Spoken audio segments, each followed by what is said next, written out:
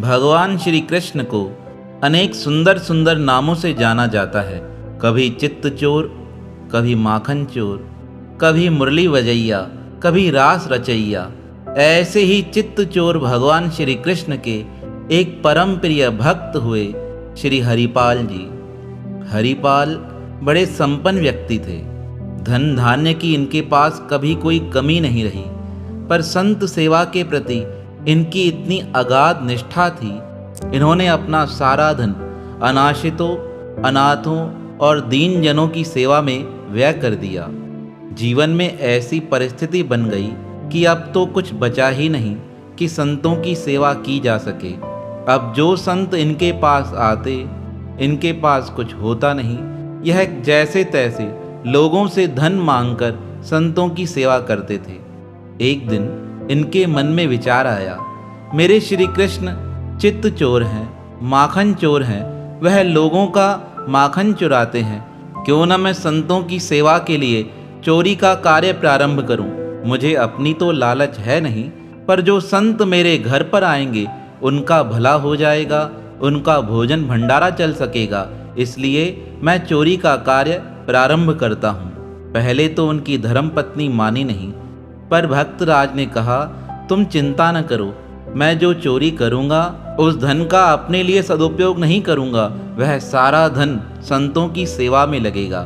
एक दिन भक्त हरिपाल जी किसी व्यापारी के घर चोरी करने गए। रात्रि का समय था। भक्त हरिपाल जी चोरी कर रहे थे। तभी व्यापारी का पुत्र नींद से उठकर अपने पिता से कहने लगा, पिताजी, लगता है हमारे घर पर कोई चोर आया है। तब वह व्यापारी अपने बेटे को कहने लगा, अरे चिंता न करो, हमारे शहर में कोई भी चोर नहीं है। अगर कोई आया भी होगा तो वह भक्त हरिपाल होंगे। वह संतों की सेवा के निमित्त ही हमारे घर से सामान लेने आए होंगे। तुम सो जाओ, अगर वह सामान लेकर भी जाएंगे तो हमारा धन सार्थक हो जाएगा। उस रात को भक्त हरिपाल जी ने व्यापारी पिता और उसके पुत्र की सारी बातें सुन ली। वह मन में सोचने लगे, मैं इतने श्रद्धावान व्यापारी के घर चोरी करने आया हूँ। उन्होंने चोरी का ख्याल त्याग दिया। वह घर पर पुनः खाली हाथ लौट आए। धर्मपत्नी ने पूछा, आज मन उदास क्यों है, क्या हुआ? भक्तराज ने रात की सारी बात अपनी धर्मपत्नी को बता दी। धर्मपत्नी ने कहा, चिंता न करो, परमात्मा सब भला करेंगे।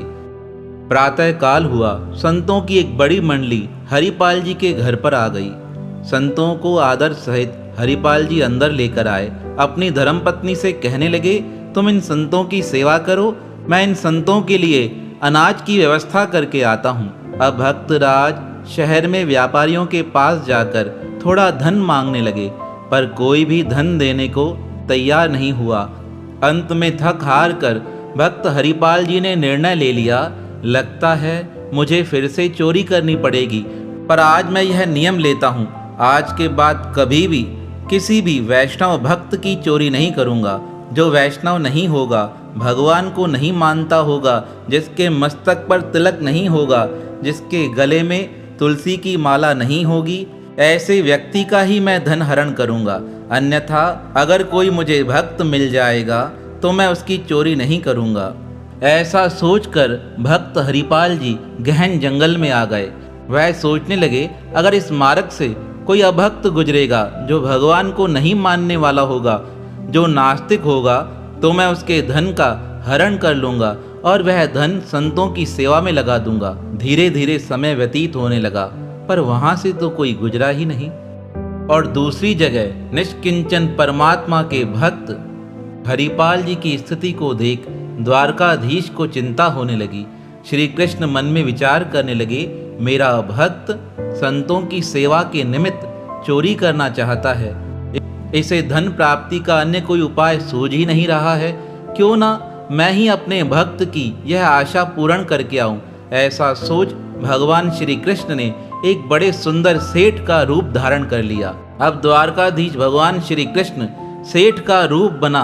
जैसे ही वैकुंठ से निकल रहे थे, अचानक से माता रुक्मणी ने रोकते हुए कहा, हे प्रभु, आप कहाँ जा रहे हैं? मैं कुछ दिनों से आपको देख रही हूँ, आप बिना बताए चले जाते हैं। भगवान श्री कृष्ण ने रुक्मणी को टोकते हुए कहा, जरूरी था तुम मुझे जाते हुए टोको, अब मेरा काम रह जाएगा।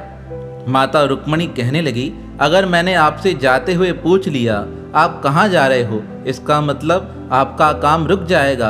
अब तो मैं अवश्य आपके साथ चलूंगी। मैं देखना चाहती हूँ यह सेठ का रूप बना आप कहाँ जा रहे हैं। भगवान श्री कृष्ण ने पहले तो रुक्मणी माता को मना किया, पर रुक्मणी माता भी आज जिद पर थी। वह कहने लगी, मैं देखना चाहती हूँ आज आप सेठ बन कौन से भक्त की इच्छा पूर्ण करने जा रहे हो।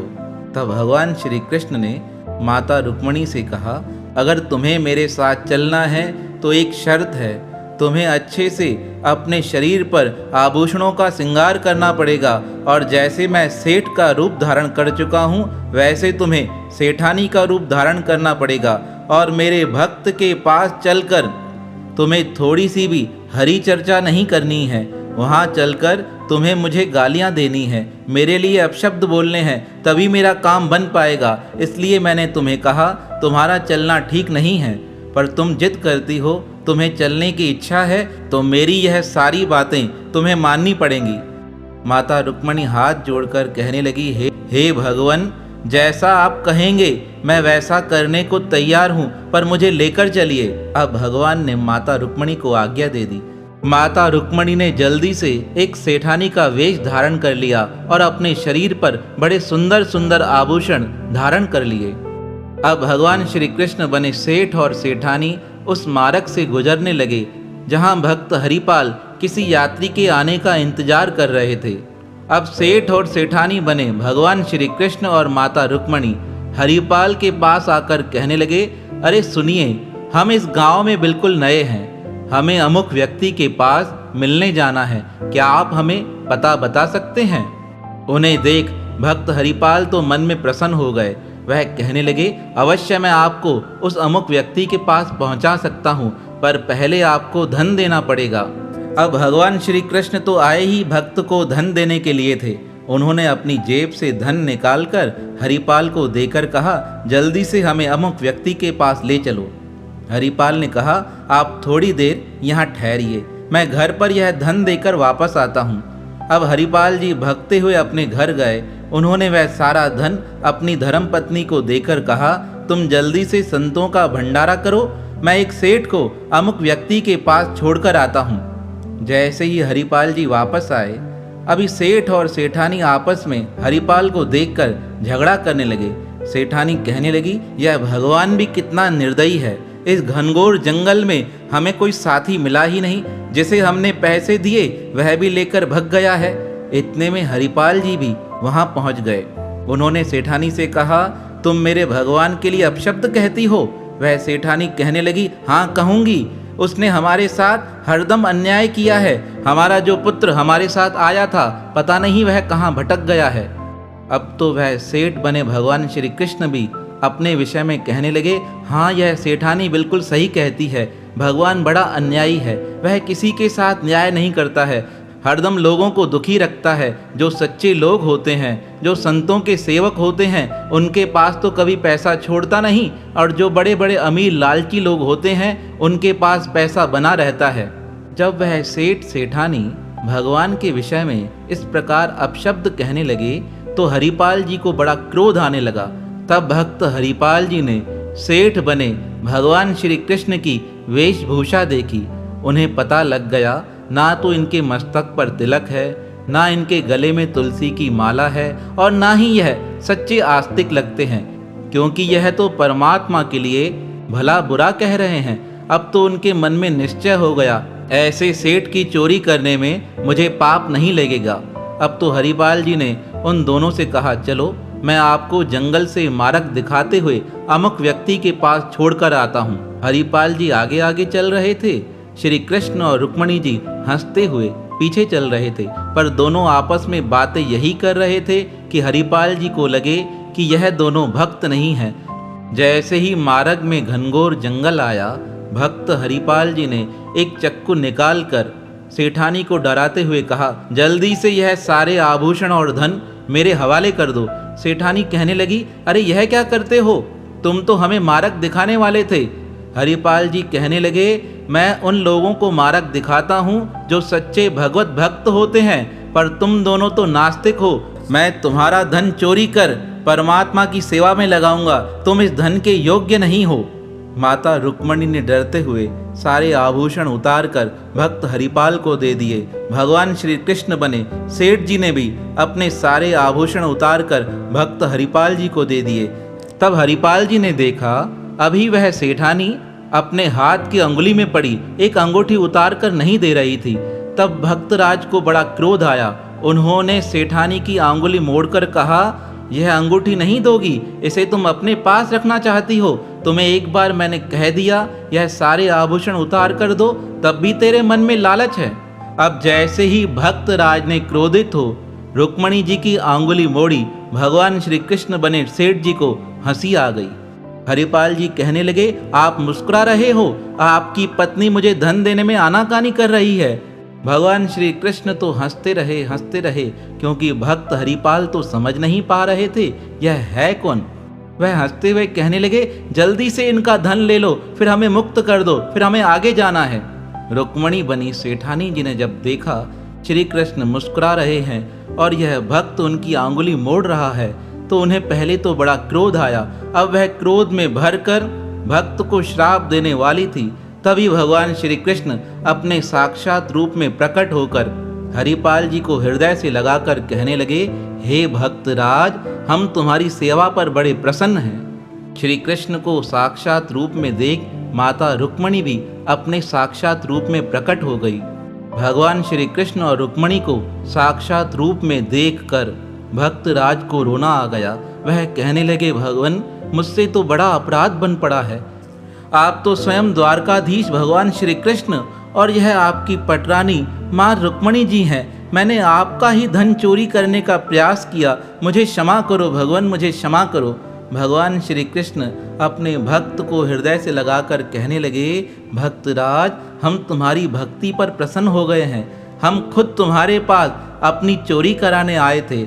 आज तक मैंने बहुत लोगों का मक्खन चोरी किया है, बहुत लोगों का मन चोरी किया है, पर आज तुम्हारी भक्ति ने मेरा मन चोरी कर लिया।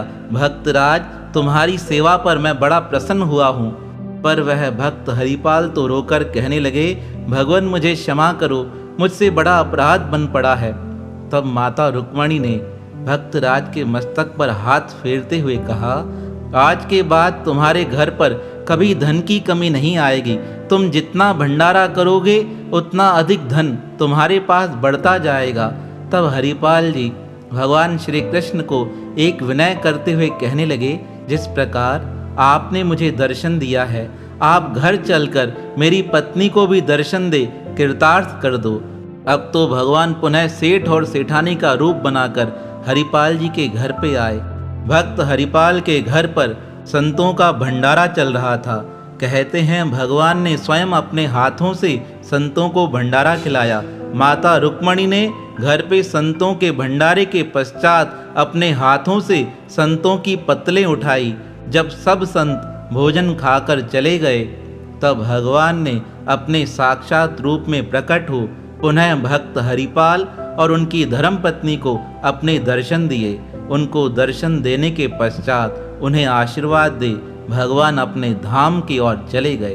तो अपने भक्तों के लिए परमात्मा किस प्रकार अनेक लीला करते हैं, तो ऐसे लीलाधारी भगवान श्री कृष्ण के पावन श्री चरणों में हमारा बारंबार प्रणाम है, प्रणाम है, प्रणाम है।